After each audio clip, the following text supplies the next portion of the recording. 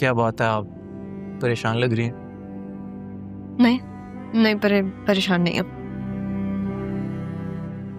अच्छा, मैंने अपनी पूरी लाइफ में ऐसी लड़की नहीं देखी जो स्ट्रगल से गुजर रही हो, लेकिन जब उसे पूछा जाए तो आगे से कहती है जी सब ठीक है। हालांकि मैंने आपको इतनी बार कहा कि मैं आपका अच्छा दोस्त हूँ, मुझ पर भरोसा कर सकती हैं। भरोसा काफी अजीब लफ्ज है।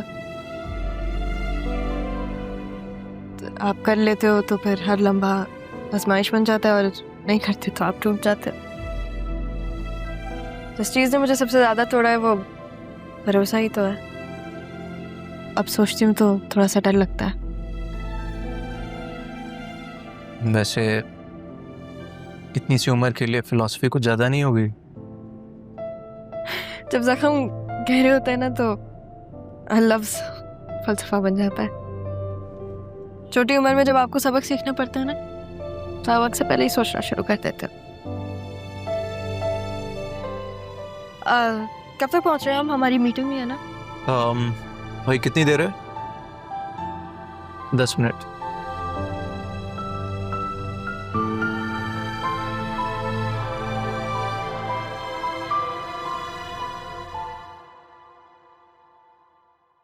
बाबा आप, अस्सलाम वालेकुम। वालेकुम अस्सलाम। बड़ा प्लेजेंट सरप्राइज। अंदर नहीं बिठाओगे? आप प्लीज अंदर आइए ना। आज अकेले ही घर से बाहर निकलने का प्लान बना लिया, मामा को साथ नहीं लाए? बस बेटा, मैं ऑफिस गया था तो वहाँ ऑफिस बंद था, तो मैंने सोचा वसीम भाई से घर पे मुलाकात हो जाएगी। क्या मतलब ऑफिस बंद था? अंकल और जरियन तो सुबह से निकले हुए हैं। ऑफिस के लिए? ऑफिस तो बंद था, कहाँ गए? पता नहीं, अंकल तो नाश्ते की टेबल पे कह रहे थे कि ऑफिस जल्दी जाना है, मीटिंग है। एक काम करती हूँ, मैं कॉल करके पूछती हूँ। कॉल करो।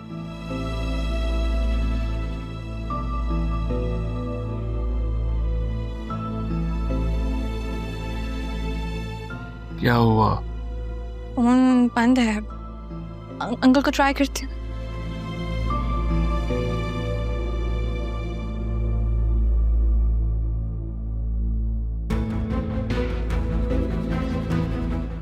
फोन नहीं उठा रहे, मुझे डर लग रहा है बाबा। करने की जरूरत नहीं है बेटा, मैं हूं तुम्हारे साथ। तुम एक काम करो, जब ये दोनों आए तो मुझे इत्तला करना। मुझे कुछ गड़बड़ लग रही है। आप अंदर तो आए ना कुछ। नहीं, परेशान मत होना। जी मैम। अल्लाह हाफिज़ मैम। अल्लाह हाफिज।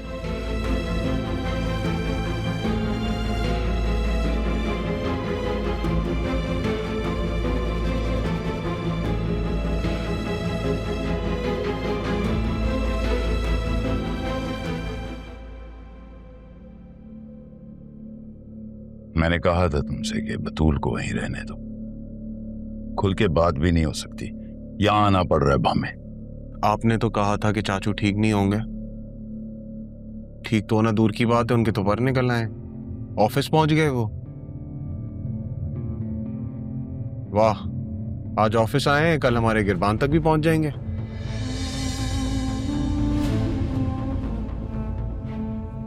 जरियन, वक्त आ गया है, हमें अंडरग्राउंड हो जाना चाहिए, बल्कि ये मुल्क और ये शहर भी छोड़ देना चाहिए। नहीं डैड, हम नहीं जा सकते कहीं भी। जब तक मैं राहा को घर वालों के सामने गलत प्रूफ ना कर दूं, मैं कहीं नहीं जाऊंगा। पागल हो गए हो तुम? मुझे यूं अदील का अचानक ऑफिस आना हजम नहीं हो रहा। Divide and rule dad, divide and rule. राहा को सबके सामने गलत प्रूफ करना ही पड़ेगा। ये जो कुछ हमने किया है उसके नाम पे डालना पड़ेगा, और जब तक वो ऑफिस पहुंचेगी तब तक बात बहुत दूर जा चुकी होगी डैड। हम अपना नया टारगेट भी ढूंढ लेंगे। मैं यूं नहीं जाऊंगा जरियान, मैं सब कुछ खत्म करके जाऊंगा, और किसी का सब कुछ खत्म करने के लिए उसका किरदार उससे छीन लो। इससे बड़ा इंतकाम और कोई नहीं।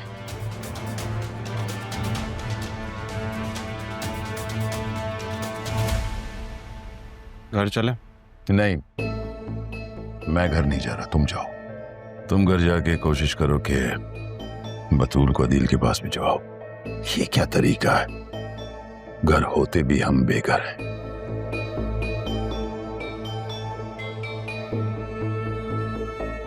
आजकल नई बिल्डिंग का बहुत शोर उठा हुआ और प्रॉफिट का तो बहुत ही शोर है, लेकिन प्रॉफिट का शोर होना मायने नहीं रखता, काम करना जरूरी है।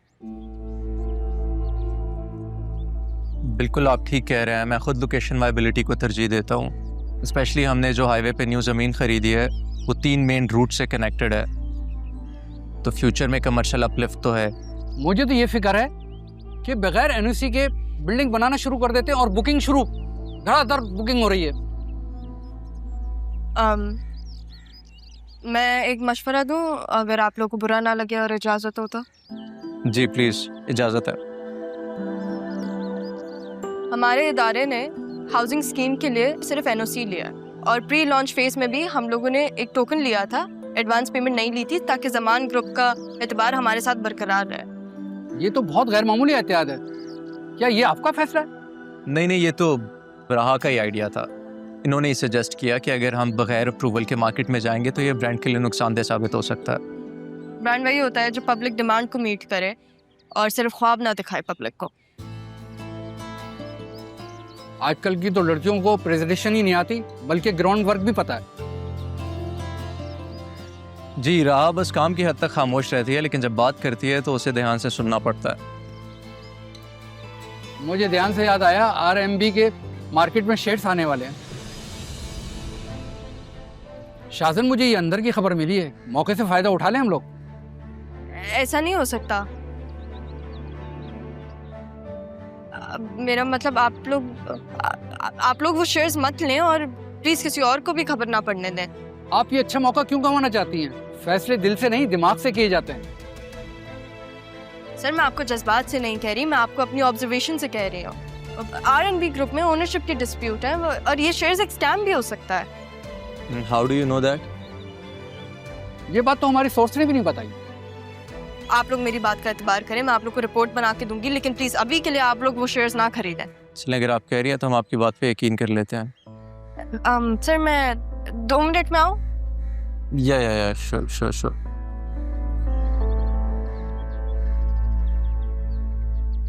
तुमने एक अपने एम्प्लॉय की बात मान ली। ये क्या एक जज्बाती फैसला नहीं किया तुमने? राह सिर्फ मेरी एम्प्लॉय नहीं बल्कि बहुत अच्छी दोस्त भी है, और कुछ दोस्त कभी आपका नुकसान नहीं होने देना चाहते। शायद आपको जज्बात लग रहे हैं, वो मेरा डीप इंसाइट है। लेकिन मैं यकीन से कह सकता हूँ आपको, ये लड़की बहुत आगे जाएगी। इसका विजन बहुत कमाल का है। इंशाल्लाह।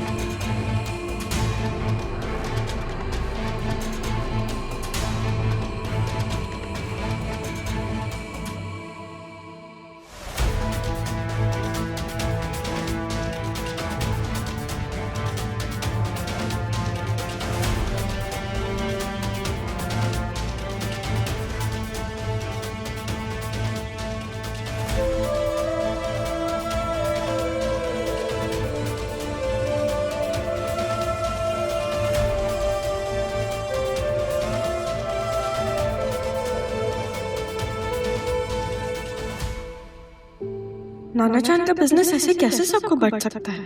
नहीं, ऐसा नहीं होगा, मुझे कुछ करना पड़ेगा। राहा, आज आपने रब नवाज के सामने बोला कि उस कंपनी के शेयर्स मत खरीदें क्योंकि वो एक ट्रैप है। उस टाइम तो मैंने आपकी बात पे यकीन कर लिया क्योंकि मेरे मुताबिक आप उस कंपनी में इंटर्नशिप कर चुकी हैं। लेकिन अभी मैं एक दोस्त की हैसियत से आपसे पूछना चाहता हूँ कि आपने ऐसा क्यों कहा कि वहाँ पे ओनरशिप डिस्प्यूट चल रहा है? मैं अभी आपको नहीं बता सकती, लेकिन आपने मुझसे एक दोस्त की हैसियत से पूछा तो मैं भी आपको उसी बेस पे बता रही हूँ। बस वो शेयर्स मत खरीदें और किसी और को भी मत खरीदने दें। ठीक है, लेकिन रहा मैं एक बिजनेसमैन हूँ, मैं अपना हर फैसला डेटा और रिसर्च की बेस पे करता हूँ। हाँ, अगर आप इतने यकीन से कह रही हैं तो फिर शक की कोई गुंजाइश बचती नहीं है। Thank you sir. सर, मुझे तो लगा था आप ये सब मुझे फ्रेंडशिप की बेस पे बता रही हैं। देखिए, अब आप बताएं या ना बताएं, मैं तो यकीन कर चुका हूँ। कभी कभी ये पता होना कि कोई आप पर यकीन करता है, यही काफ़ी होता है। इसी को तो भरोसा कहते हैं। वैसे मुझे अच्छा लगेगा अगर मैं आपका भरोसा वापस ले।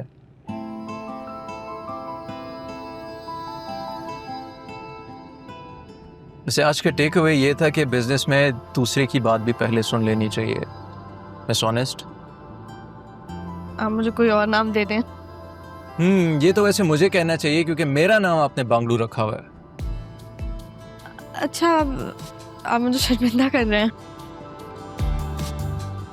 आपके चेहरे पे मैं शर्म हया तो देख सकता हूँ, लेकिन शर्मिंदगी कभी भी नहीं। क्या मेरी स्पेशल दोस्त है? दोस्ती में स्पेशल का मतलब खतरों से खेलना होता है। हो सकता है, लेकिन जो खतरा दिल को भी अच्छा लगे उस खतरे को उठाने में कोई खर्च नहीं।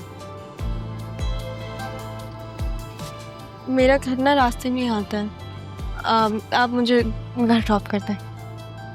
ओके दोस्त। मैंने जान के मारिया को कुछ दिन रुकने का कहा था ताकि इस केस के बारे में मैं मज़ीद मालूमात हासिल कर लूँ। अच्छा, तो फिर क्या पता लगा? जेन्युइन केस है। आज बुलाया मैंने मारिया को, बतूल से भी कह दिया, क्योंकि मेरे मिलने से ज़्यादा उन दोनों का आपस में मिलना बहुत ज़रूरी है।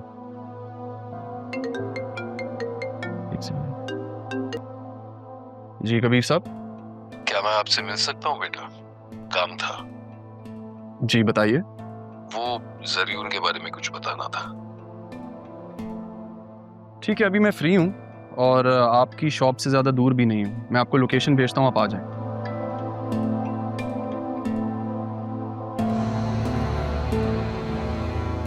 खैर, तो मैं यही सोच रहा था कि अब ये केस जो है ब्रो सीरियस हो गया, क्योंकि केस जेन्युइन है और मुझे चीज़ों का पता लग गया। सही है?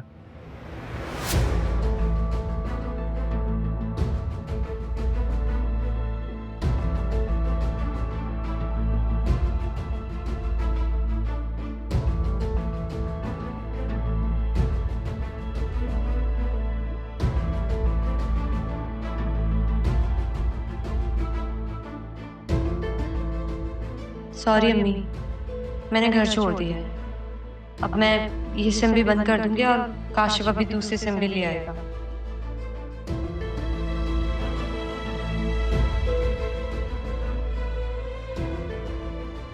हेलो काशिफ, कहाँ पे हो तुम? मैं कराची लैंड कर चुका हूँ, बस आ रहा हूँ, रास्ते में हूँ। मौलवी को लेकर आता हूँ तुम्हारे पास। तुम थोड़ा सा इंतजार करो, थोड़ा सा, बस मैं आ गया। ओके।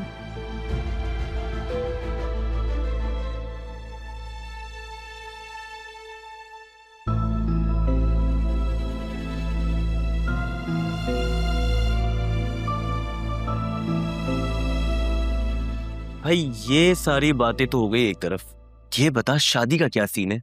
ये सब बातें एक तरफ करके तुझे मेरी शादी का ख्याल कहाँ से आ गया?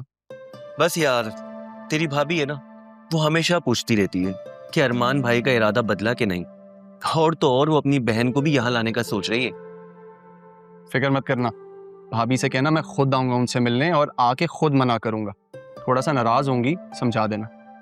अरे नहीं भाई नहीं, तुझे खुद करनी नहीं है, और मेरी हुई भी शादी क्यों खराब करने पे तुला हुआ है यार? यार बन, गद्दार ना बन।